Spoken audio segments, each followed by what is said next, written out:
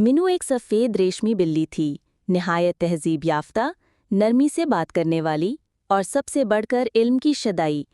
वो रोज़ अपने नन्हे से कमरे में बैठकर किताबें पढ़ती, साइंस, हिकायात, परिंदों की ज़बान, यहाँ तक कि जंगल की जड़ी बूटियों पर भी।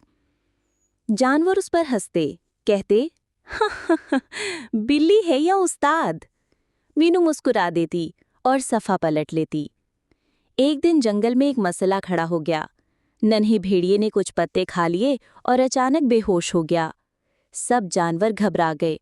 न हकीम लोमड़ी नजर आई, न किसी को समझ आई कि क्या करें। तभी मीनू अपने पुरसुकून अंदाज में दौड़ती हुई आई।